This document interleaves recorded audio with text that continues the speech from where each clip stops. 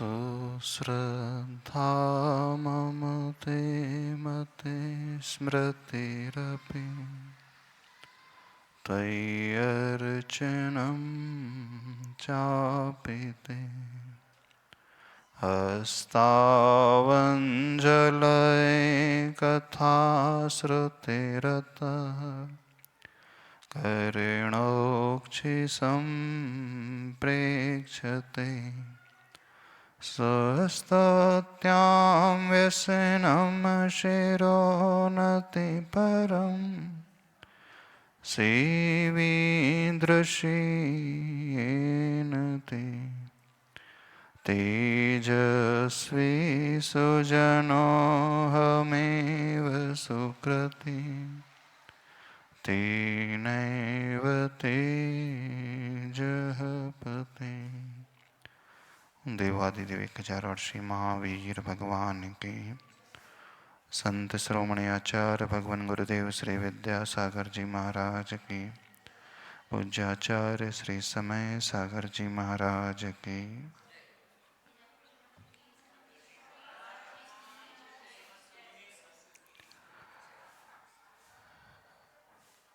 आचार्य भगवान जिनकी भावना, जिनकी सोच अपने आप में हमेशा से परम उत्कृष्ट रहती थी, जब हम तीर्थंकर प्रकृति के बंध में निमित्तभूत उन 16 कारण भावनाओं का चिंतन करते हैं, वो दर्शन विशुद्धि आदि भावना आचार्य भगवान के जीवन चरित्र में एक एक भावना प्रत्यक्ष में घटती हुई हमेशा नजर आती थी।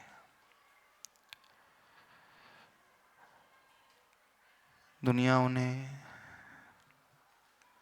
भावी तीर्थंकर के रूप में मानती है, वो यूं ही नहीं मानती।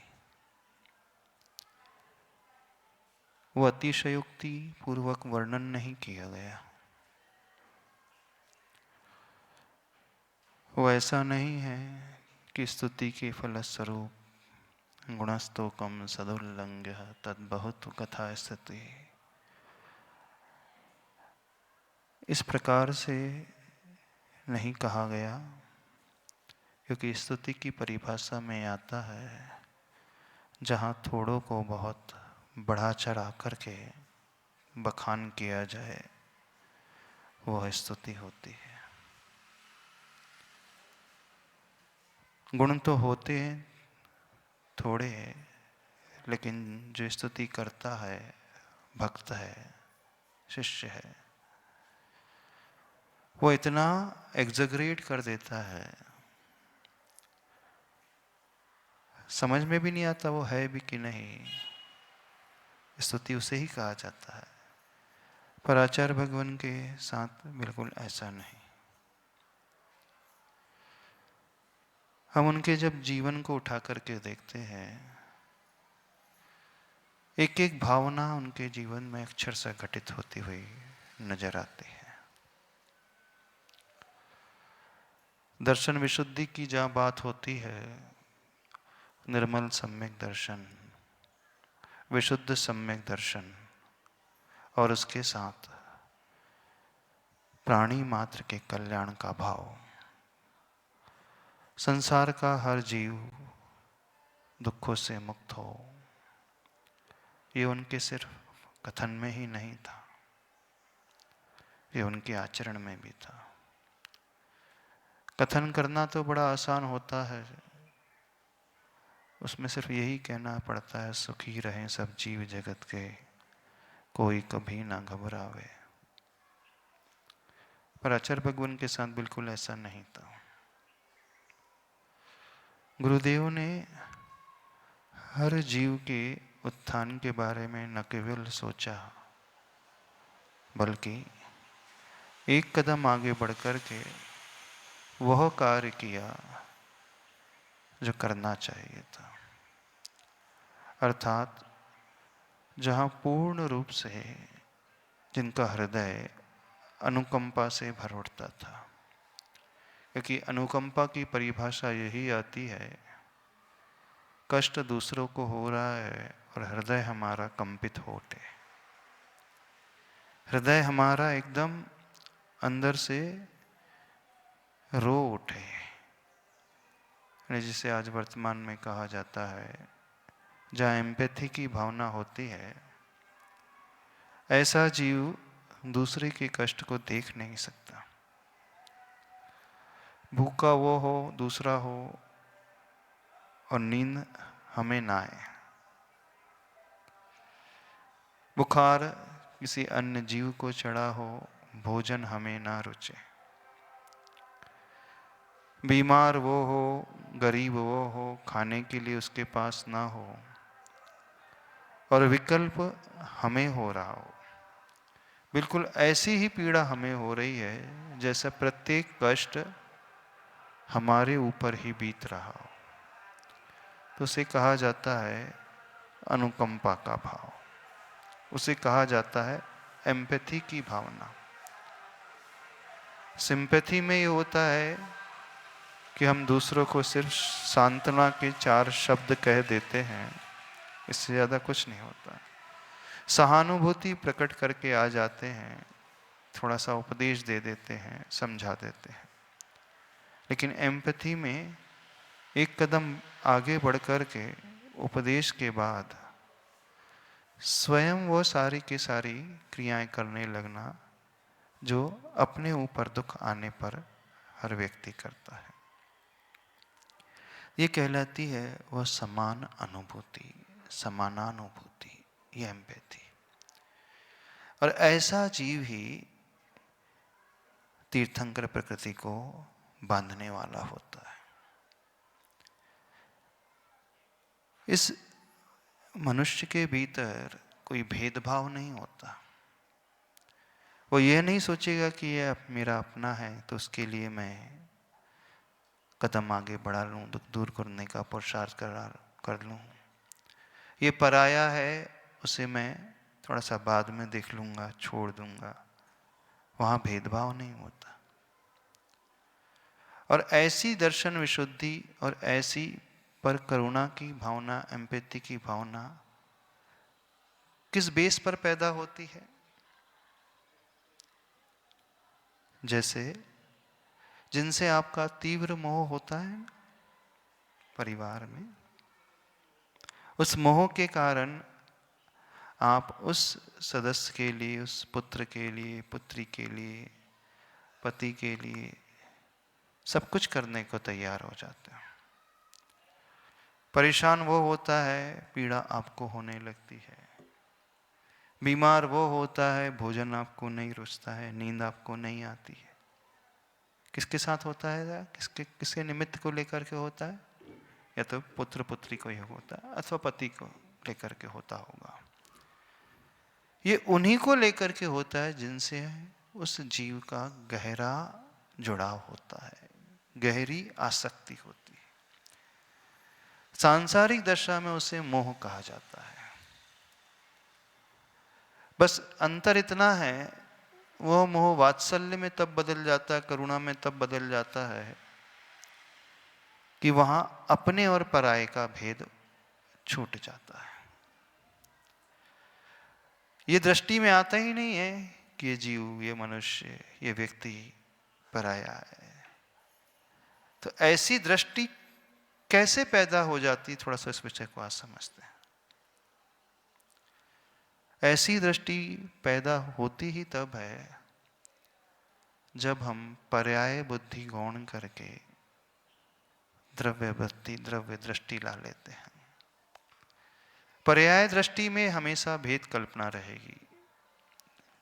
पर्याय में ये भाव आएगा, ये पुरुष है, ये स्त्री है, ये सुंदर है, ये कुरूप है, ये छोटा है, ये बड़ा है, ये मेरे परिवार का है, ये पड़ोसी का है। और जहां द्रव्य दृष्टि आ जाती है वहां शरीर गौण हो जाता है, वहां सिर्फ आत्मा आती है। और जहां आत्मा आ जाती है तो फिर वो व्यक्ति सोचता है चाहे आत्मा मेरी हो चाहे उसकी हो, दोनों का स्वभाव एक जैसा, उसमें कोई अंतर नहीं। यहाँ तक कि चींटी की जीव को भी देख करके, एक इंद्रिय में रहने वाले उस जीव को देख करके, पेड़ पौधे में रहने वाले उस जीव को देख करके, निगोदिया जीव को देख करके भी वह उसकी बाहरी रूप संरचना को न देख करके उस शरीर के भीतर रहने वाली आत्मा को देखता है। तो आत्मा सबकी एक जैसी होती है, और जहां एक जैसा भाव आ जाता है, वह समानता का भाव आ जाता है, वहां भेदभाव अपने आप गौण हो जाते हैं।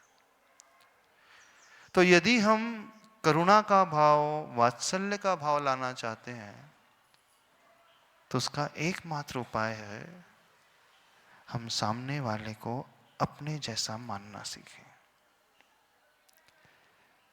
और ये हमें कब नजर आएगा? जब हम बाहरी आवरण को गौण करके उस भीतरी आत्म तत्व की ओर दृष्टि लेकर के जाएंगे।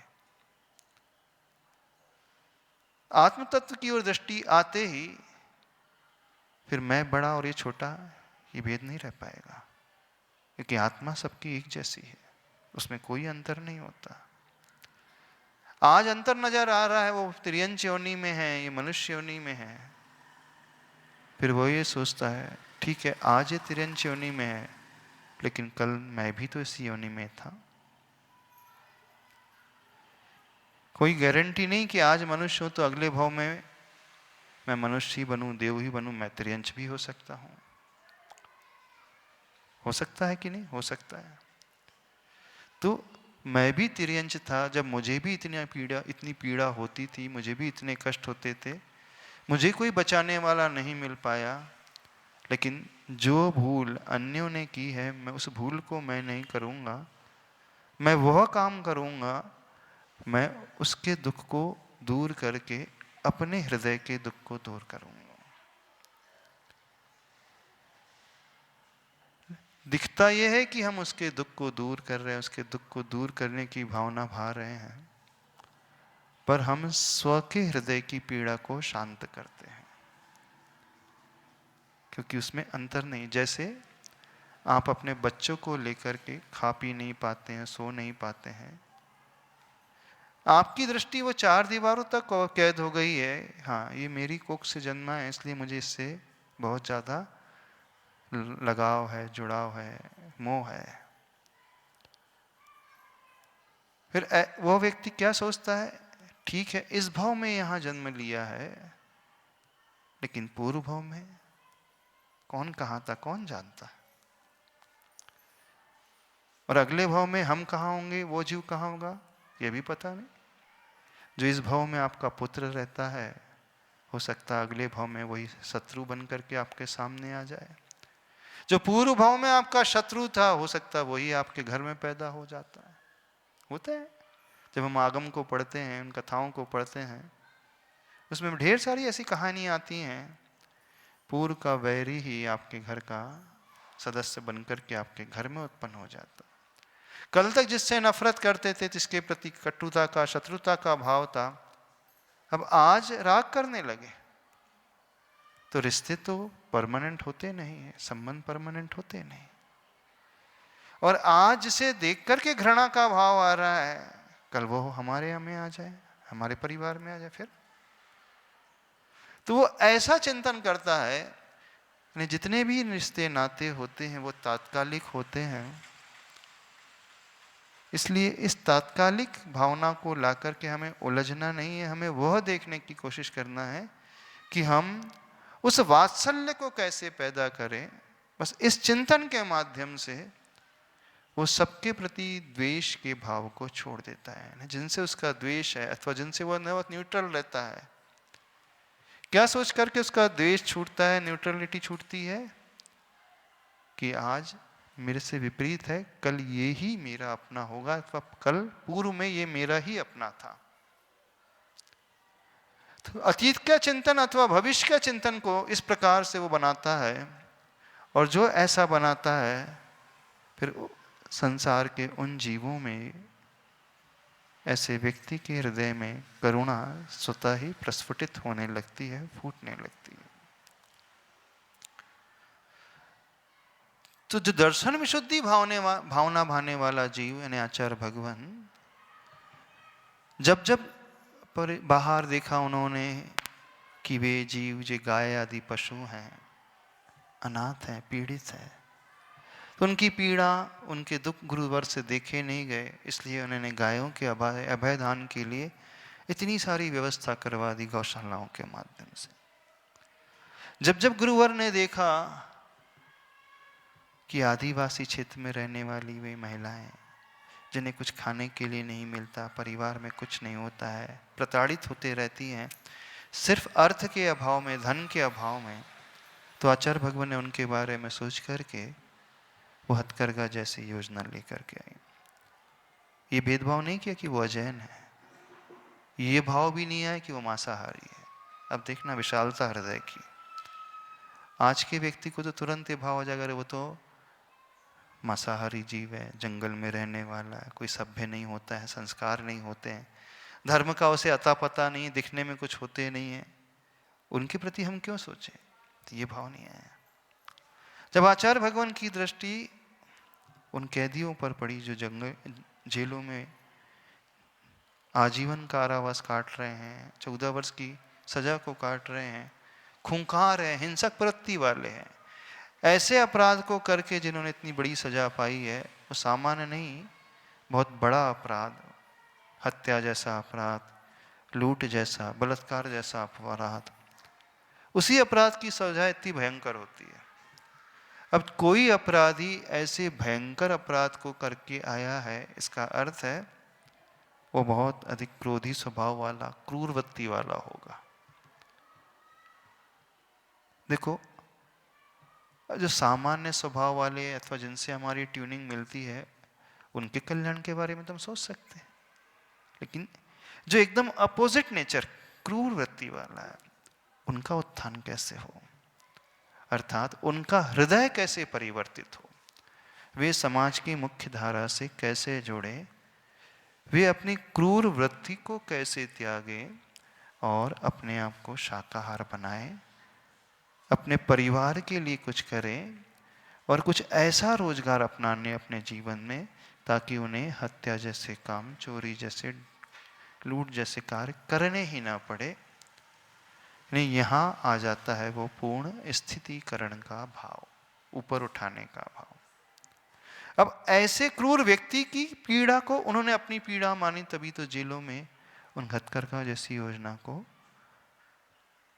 चलवाया आचार्य भगवान ने। आचार्य भगवान ने उन जीवों के बारे में सोचा जिनके बारे में प्रायः कोई सोचता ही नहीं। ये कहलाती है दुख उनके हैं, वे पा रहे हैं, लेकिन पीड़ा गुरुवर को हो रही है। बस ऐसी जो भावना भाता है वह जीव तीर्थंकर प्रकृति को बांधने वाला होता है। नहीं, ये कहलाती है निर्मल दर्शन विशुद्धि विथ एक्टिव करुणा, सक्रिय करुणा, सक्रिय सम्यक दर्शन। सिर्फ आचार्य भगवान उपदेश में नहीं इन बातों को रखते थे, आचार्य भगवान उसे क्रियान्वयन करते थे, एग्जीक्यूट करके दिखाते थे। जब हम दूसरी भावना की बात करते हैं, विनय संपन्नता, वो विनय का भाव अंतरंग से अपने गुरु के प्रति, जिनवाणी के प्रति, प्रभु के प्रति। एक बहुत अच्छी घटना आती है, पपोरा की घटना है। आचार्य भगवान जिस स्थान में मंदिर के कॉरिडोर में बैठते थे, उस स्थान से उठकर के जब दूसरी जगह जाते थे शुद्धि आदि के लिए, तो एक जगह रुक करके, पिछी उठा करके, गर्दन झुका करके निकलते थे। और वो जो पाटा था, एक तखत लगा हुआ था, और वो तखत एक बेदी के सम्मुख लगा हुआ था, और बेदी में कोई श्री जी नहीं थे। तो जो भी आचार्य भगवान को दिखता कि आचार्य भगवान पीछे उठा करके नमस्कार कर रहे हैं, आखिर किसे नमस्कार कर रहे हैं? यदि प्रभु होते तो बात समझ में आती, भगवान को नमस्कार करके जा रहे हैं। लेकिन जब जब वहां से निकलते थे तो वहां एक मुनि महाराज बैठते थे, उनका तखत लगा था और उस बाजूटे में जिनवाणी रखी है। यानी उस जिनवाणी को पूर्ण नमस्कार करके वहां से फिर निकलते थे। तो कहलाती है ज्ञान की विनय और ज्ञानी की विनय, सम्यक दर्शन की विनय और सम्यक दृष्टि की विनय, चरित्र की विनय और चारित्र के धारण करने वाले उस व्यक्ति की विनय। यानी रत्नत्रय गुण रूप विनय और रत्नत्रय को धारण करने वाला वह जीव विशेष, अर्थात गुरुदेव को अपने हर शिष्य में आगामी काल में होने वाले शिष्य सिद्धों के दर्शन होते थे। ये कल्पना गुरुदेव करते थे जब इरियापद भक्ति करते थे। सारे मुनिराज हाथ जोड़ते थे। एक बार का प्रसंग है, गुरुदेव भी हाथ जोड़ करके मन ही मन मुस्कुरा रहे थे और अपने माथे पे अंजलि लगा रहे थे। बाद में शिष्यों ने पूछा कि आप क्यों मुस्कुरा रहे थे? तो आचार्य भगवान ने कहा, मुझे इतने सारे भावी सिद्ध नजर आ रहे हैं। यानी थे वे सारे उनके शिष्य, लेकिन देख क्या रहे हैं वो? भावी सिद्ध। यानी कोई ऐसा भाव, सुपीरियरिटी कॉम्प्लेक्स का भाव, अहम का भाव नहीं कि मैं तो गुरु हूं, ये तो अभी अभी दीक्षित हुए हैं, ये क्या जानते हैं, क्या साधना कर सकते हैं, इन्हें क्या पता है, अभी कुछ जानते तो है नहीं। गुरु होकर के जो सबको पढ़ा रहा है, सिखला रहा है, शिक्षित कर रहा है, दीक्षित कर रहा है, वे उनके सामने बैठे सारे शिष्य मंडल, और उनमें वो शिष्य ना देख करके सिद्ध देख रहे हैं। ये कहलाती है हृदय की विशालता। ये कहलाता है अहम का पूर्ण विसर्जन। ये कहलाता है पूर्ण विनय से भरा हुआ भाव। ऐसी भावना, विनय का सिर्फ उपदेश देना नहीं, अंतरंग से अपनी उस मान कषाय को जो घटा सकता है, वही व्यक्ति दूसरे छोटे जीवों में उस उत्कृष्ट दशा को देख सकता है। क्योंकि आचार्य भगवान कहते, जब हम भगवान की भक्ति करते हैं अथवा आप पूजा करते हैं तो क्या करते हैं? भूत भविष्यत वर्तमान 30-24 में हम ऐसे कहते हैं ना। यानी भूतकाल के तीर्थंकर, वर्तमान के और भविष्य, यानी जो होने वाले हैं, हुए नहीं है, और जो होने वाले उनमें से अभी कई नरकों में होंगे। जैसे राजा श्रेणिक का जीव है अभी नरक में, लेकिन आप भविष्यकाल चतुर्विंशति तीर्थंकर की पूजा करते हैं तो क्या आप नारकी की पूजा कर रहे हैं?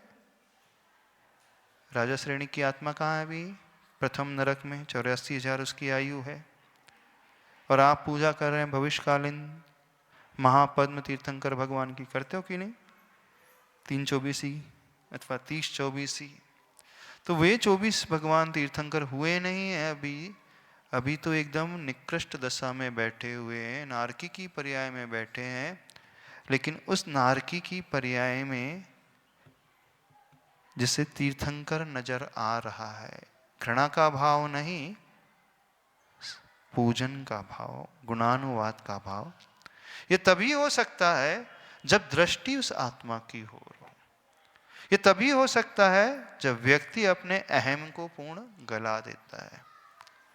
तो प्रवचन में कहना अलग है और कथनचित भविष्यकालीन तीर्थंकर की पूजा करना अलग है, लेकिन अपने उन शिष्यों में यह भाव देखना कि ये भावी सिद्ध है।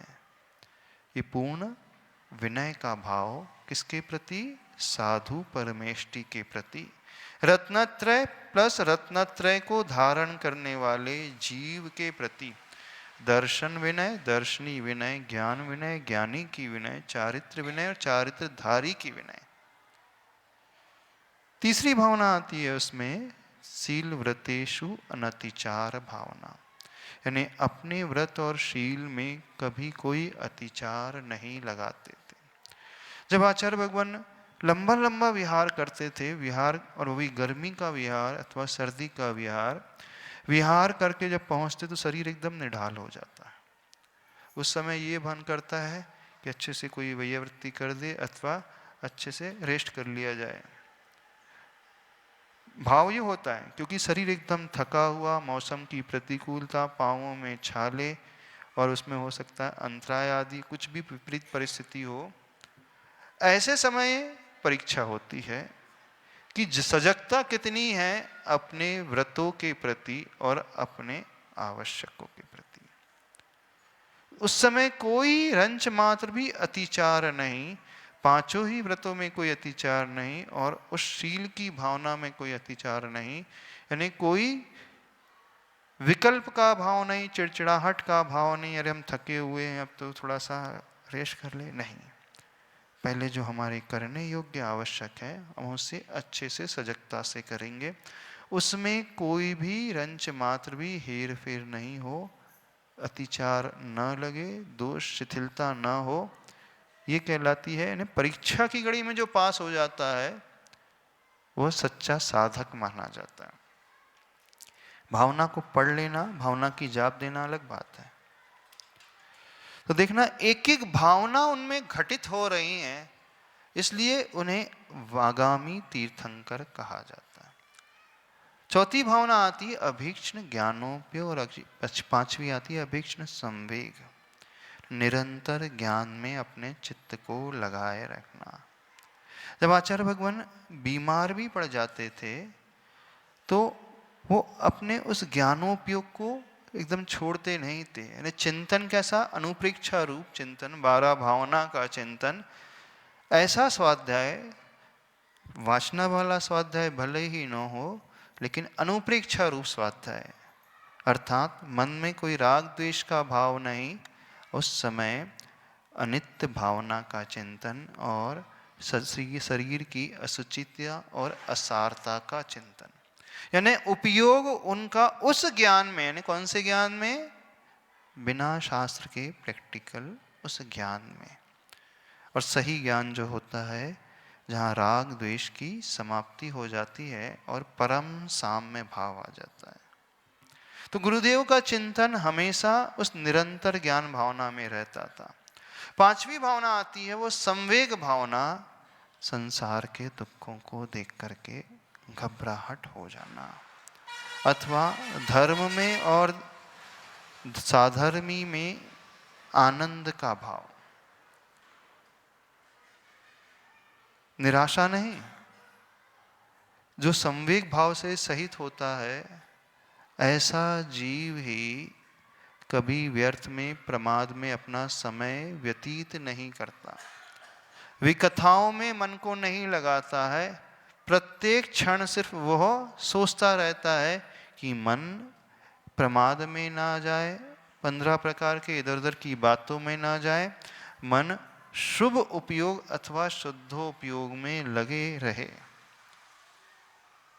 संवेग भाव यानी संसार के दुखों से हमेशा डरते रहना, यानी ऐसी प्रवृत्ति कोई ना हो कि जो प्रवृत्ति उसे अशुभ कर्म का बंद करा दे और अशुभ नरक आदि गतियों में जाकर के पतन करा दे।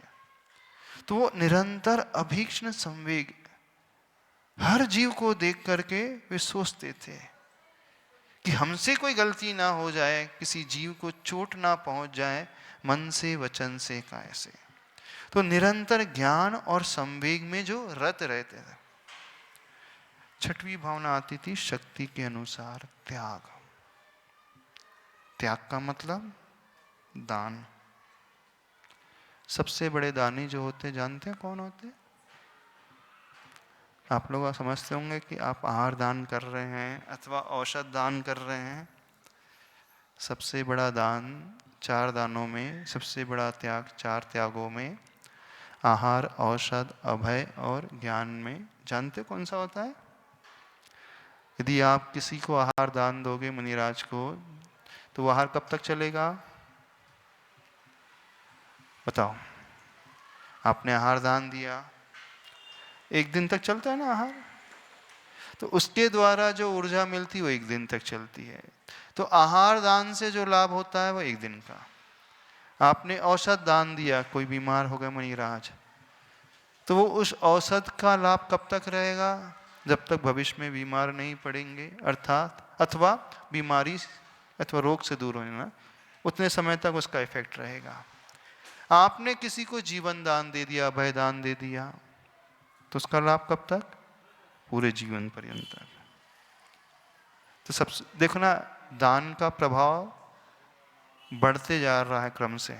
आहार दान से अधिक प्रभावशाली औषध दान, औषध दान से अधिक प्रभावशाली अभय दान, लेकिन चौथा दान सबसे उत्कृष्ट माना जाता है, वो है ज्ञान दान।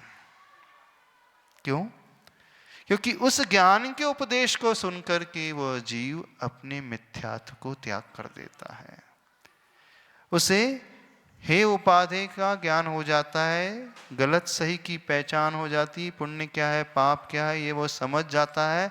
उस उपदेश को सुनकर के वो पाप के मार्ग को छोड़ देता है, पुण्य के धर्म के मार्ग को अपना लेता है। तो उसका इफेक्ट कब तक रहता है? उस ज्ञान के अभाव में वो अनंत काल से सिर्फ 4 गति के दुख को भोग रहा था, लेकिन जैसे ही गुरु से वो ज्ञान मिलता है, सम्यक ज्ञान, अब उसका पतन नहीं होगा। अब वो ऐसे कोई कार्य करेगा नहीं जिससे नरक में जाना पड़े, तिरंज गति में जाना पड़े। यानी उस उपदेश को सुनकर के वो चरित्र को अंगीकार कर लेगा, पाप का त्याग कर देगा, धर्ममय अपने आप को बना लेगा। तो वो धर्ममय बनाने से अब अशुभ गति में न जाएगा, वो सीधे भविष्य में मुक्ति की दशा को प्राप्त करेगा और उसका फल है अनंत काल के लिए। तो जब चारों दान में सबसे महान दान कौन सा माना जाता है? सम्यक ज्ञान का दान। और ये ज्ञान का दान देने वाले वे आचार्य भगवान होते हैं। उनके उपदेश से ही ये जीव सम्यक दृष्टि हो जाता है।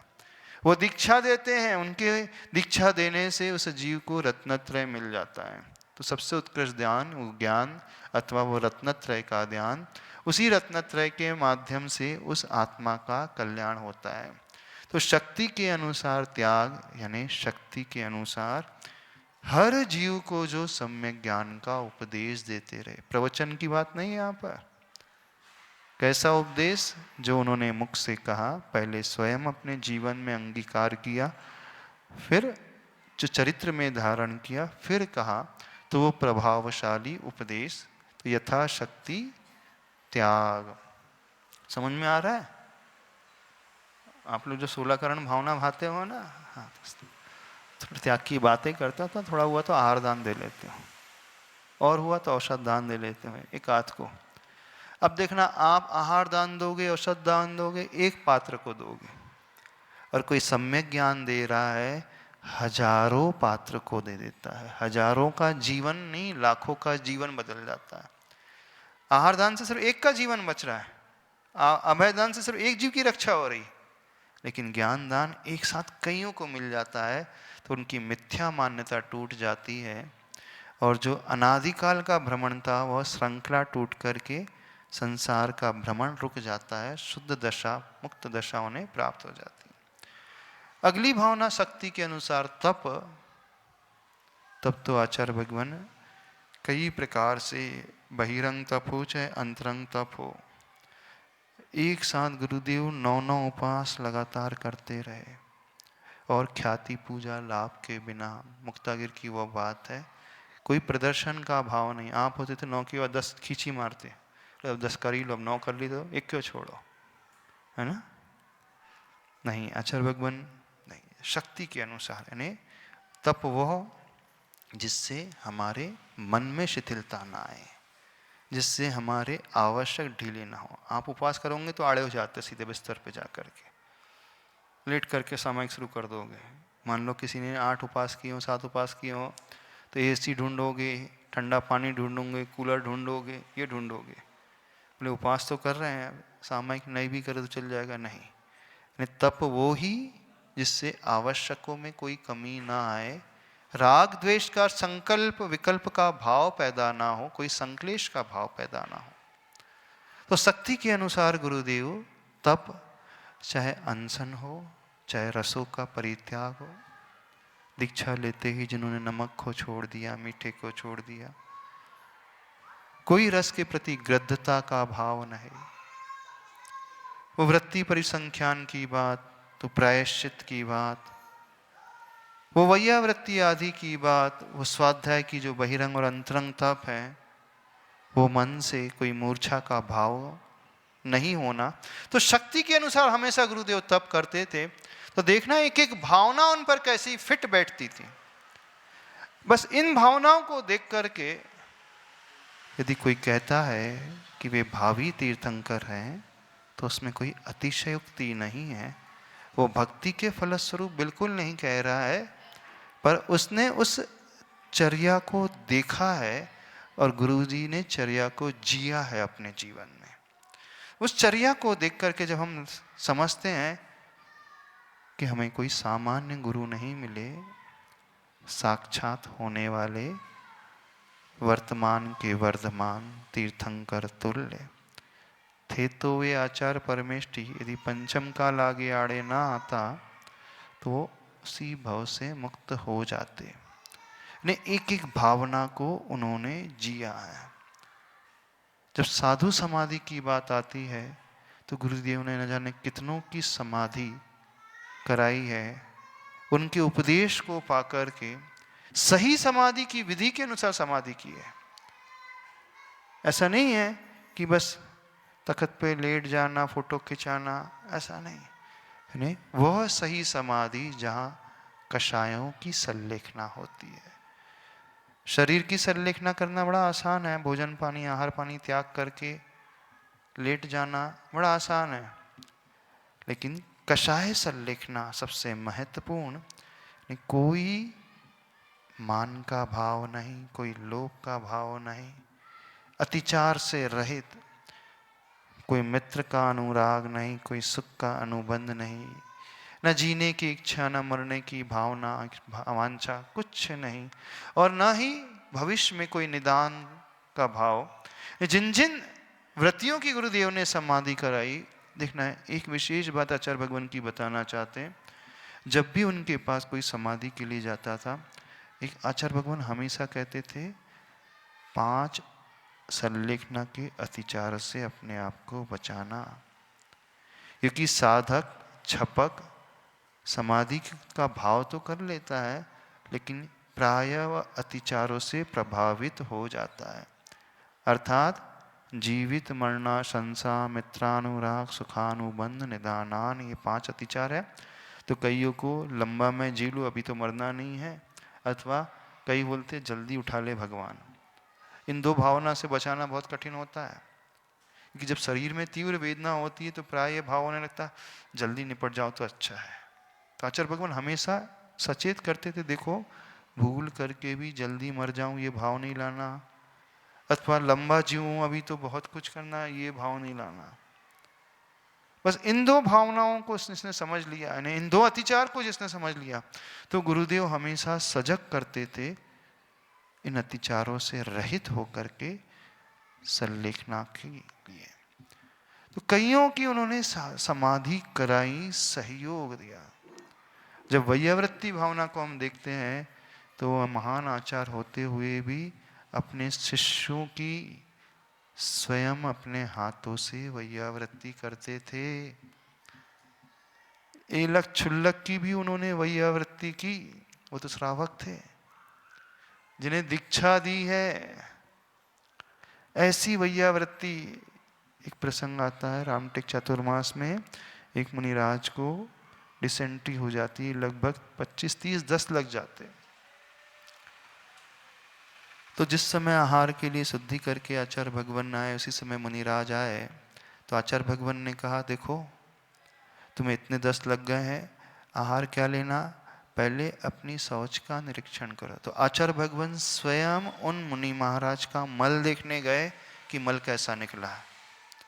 कहाँ जा रहे थे वे? आहार करने। अब आहार के पूर्व वो शौच देखने गए। हो सकता है कोई ऐसा भाव? आप क्या कहोगे? हाँ वैयावृत्ति तो कर लेंगे हम, लेकिन अभी आहार के समय थोड़ी भाव आना चाहिए, देखना चाहिए, तो अभी हमें इतनी घृणा हो जाएगी, हम तो आहार ही नहीं कर पाएंगे। पूर्ण रूप से निर्विचिकित्सा अंग का पालन करते हुए वैयावृत्ति क्या होती है? देखो कि वैयावृत्ति होती ही तब है जब हम उस ग्लानि को जीत पाए। जो ग्लानि को नहीं जीत सकता कभी वैयावृत्ति नहीं कर पाएगा। और सबसे बड़ी परीक्षा तब है कि आहार की बेला है, आहार के लिए निकले हैं, शुद्धि हो चुकी है, मंदिर जा ही रहे, उससे पूर्व वो कहाँ गए? उन मुनिराज के साथ गए जहाँ उन्होंने शौच की थी। उस शौच का पहले निरीक्षण किया, फिर उसके पश्चात आचार्य भगवान ने मुनिराज को निर्देश दिया, और ये मुनि महाराज थे शायद अचल सागर महाराज जी, कि तुम्हें आहार में अब ये ग्रहण करना है। इन्हें पूर्ण ग्लानि रहित होते हुए जो वैयावृत्ति कहलाती है, ऐसी वैयावृत्ति की भावना गुरुदेव की थी। तो वो वैयावृत्ति जो 16 कारण भावना में आती है। और जहाँ भक्ति की बात है, अरहत भक्ति, आचार्य भक्ति, उपाध्याय भक्ति, जिनागम की भक्ति, उसके लिए कहने की आवश्यकता है। बड़े बाबा की भक्ति, अपने आचार्य गुरुदेव ज्ञान सागर महाराज जी की भक्ति, कैसे उन्होंने उनकी समाधि कराई, रात रात भर जाग करके स्वयं 10 मिनट में आहार करके आते थे। गर्मी के दिनों में वो युवा थे, उन्हें बहुत गर्मी लगती थी, और आचार्य ज्ञान सागर महाराज जी को उस वृद्धावस्था में बाहर की हवा बर्दाश्त नहीं होती थी, तो वो कमरे में सोते थे 47 डिग्री। सोच लो, जहाँ कोई वेंटिलेशन हवा नहीं है, सिर्फ उनकी वैयावृत्ति करने के लिए, उन आचार्य भगवान की भक्ति करने के लिए ऐसा कार्य किया। तो चाहे कोई भी भक्ति हो, अरिहंत भक्ति हो, आचार्य भक्ति हो, उपाध्याय भक्ति हो, अथवा प्रवचन की भक्ति हो, कि भक्ति वही कहलाती है भाव विशुद्धि युक्त गुणानुराग पूज्य पुरुषेषु। गुणों का जो अनुराग होता है वही व्यक्ति भक्ति कर सकता है। भक्ति करती है नहीं, आरती उतारना। आप लोगों की भक्ति की परिभाषा क्या है? आरती करना अथवा पूजा करना नहीं, ये बहुत उथली परिभाषा है। सही परिभाषा गुणानुराग, ये विशेषण है। यदि गुणों का अनुराग होगा तो ही भक्ति कर पाओगे सही भक्ति, अन्यथा भक्ति कभी नहीं होगी, वो औपचारिकता होती है। अगली भावना आवश्यक अपरिहानी भावना। आचार्य भगवान कभी आवश्यकों में हीनता बर्दाश्त नहीं करते थे। कई ऐसे प्रसंग घटे जब सीएम आए छत्तीसगढ़ के, सामायिक में बैठ रहे थे तो बैठ गए, बोले खड़ा है तो खड़े रहे, 1 घंटे वेट करते रहे। जबलपुर दयोदय में थे, उस समय उमा भारती सीएम थी, और वो 14 को आई थी, और आचार्य भगवान पाक्षिक बड़े प्रतिक्रमण बैठ चुके थे 2 घंटे में। तो 2 घंटे वो वेट करते रहे, और वेट करते करते चली भी गई, लेकिन आचार्य भगवान ने ये नहीं सोचा कि प्रतिक्रमण को हम आगे पीछे कर ले, नहीं, अभी आवश्यक है हमारा तो आवश्यक है, यानी उसमें कोई हीनता का भाव नहीं। चाहे सीएम आए चाहे प्रेसिडेंट आए। रामटेक में जब प्रेसिडेंट आए थे, सामायिक का समय हुआ था, गुरुदेव स्टेज से उठ करके चले गए। ये आवश्यक में हीनता नहीं, अपरिहानी। और मार्ग प्रभावना तो हम देख ही रहे हैं, जिन धर्म की प्रभावना और साधर्म के प्रति परम वात्सल्य, प्रवचन वात्सल्य। जब इन 16 भावनाओं को देखते हैं और आचार्य भगवान के जीवन चरित्र को देखते हैं, तो एक एक उनकी चर्या उन प्रत्येक भावनाओं से भरी हुई। आगम में ये आता है, तीर्थंकर बनने वाला जीव ये तो 16 ही भावना भाए, अथवा दर्शन विशुद्धि से सहित एक भावना भी भाएगा तो भी बन सकता है।